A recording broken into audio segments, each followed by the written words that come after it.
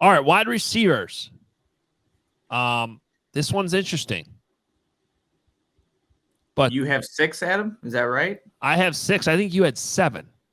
I do have 7. I know yesterday 7 is a lot of wide receivers. They had 7 making the initial 53 last year, but I think Tajay Sharp went out on end of the season on IR like the following week. But they did have 7 last year. But it's really going to be the big question here with the wide receiver room. Do the Bears keep 6 or 7? And it's Dante Pettis or Velus Jones Jr., I think, competing for that last spot. Is that what you guys kind of have in terms of like the group as a whole? Like it's going to be down to those two?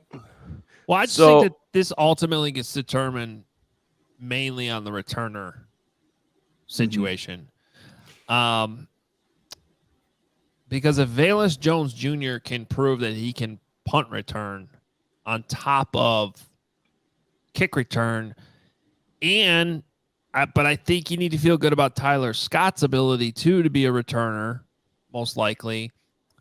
I just don't think it's that easy to cut Dante Pettis. I think people are in a hurry to do that right now, and there's a certain amount of sure-handedness I feel like that he's proven in his coaching staff. And by the way, he looked pretty good at OTAs and minicamp.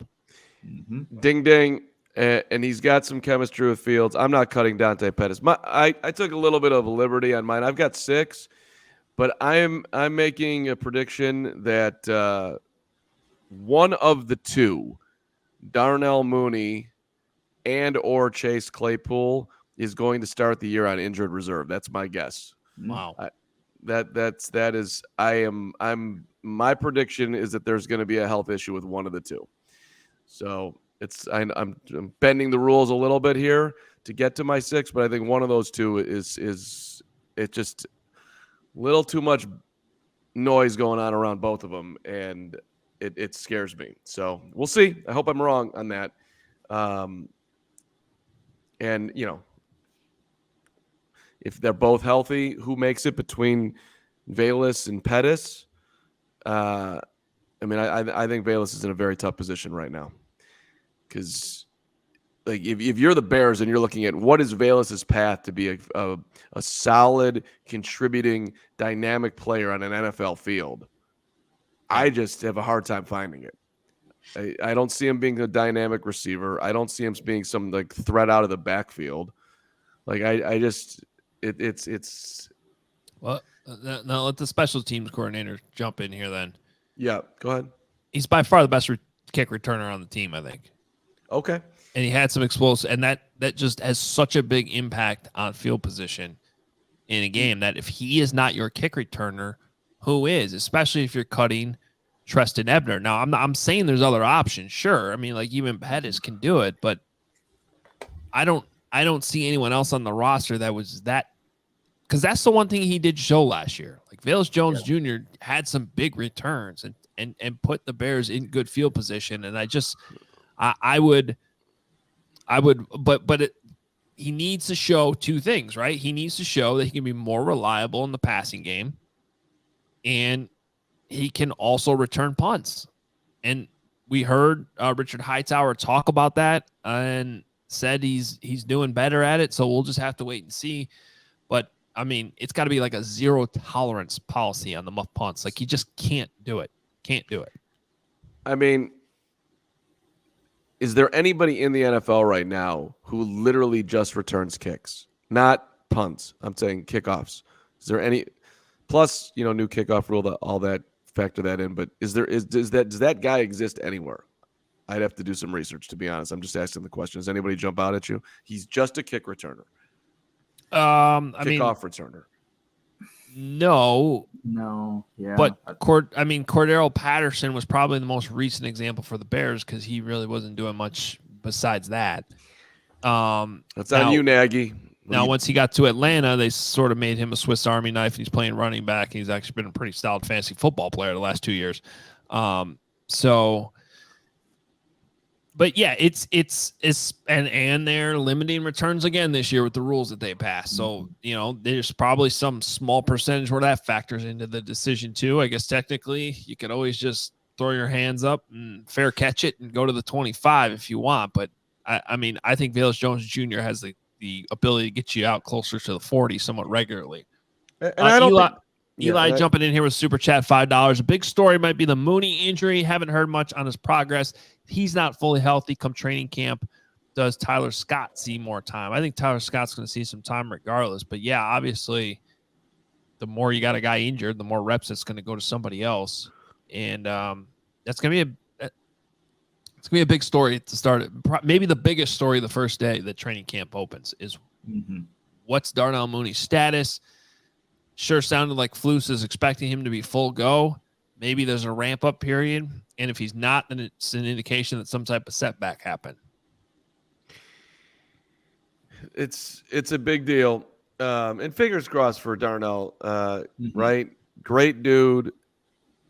That chemistry, that if he's healthy and you add him in with DJ, I mean, Fields, that smile on his face would be growing by the second if he sees this guy back out there. I mean, when he was asked about it at minicamp, he's like, yeah, I mean, Darnell missing time, it's fine. I already have my chemistry with him.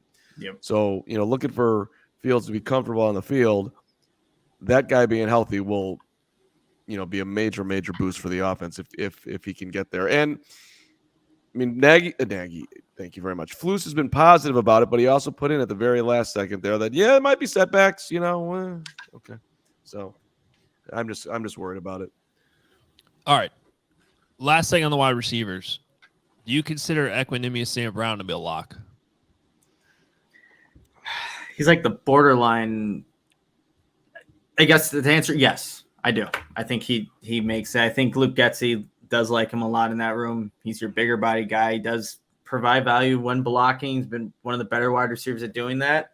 Also has chemistry with Fields, but he's out of the locks, he's the least one that's like, hey, you're going to be on this roster come week one. But I do think he does end up making it. I mean, his salary is not a lock level. You're making $1 million. I don't find him to be a lock at all. In fact, Yeah. I think he could very much be the odd man out because he probably gives you the least on special teams. And even from a wide receiver standpoint, the thing they praise the most is his blocking, which is important. And I think a big reason why if I had to lean one way or the other, like right now I have him on the roster. I have him on the 53, but I would probably put him in a small list of possible surprise cuts too.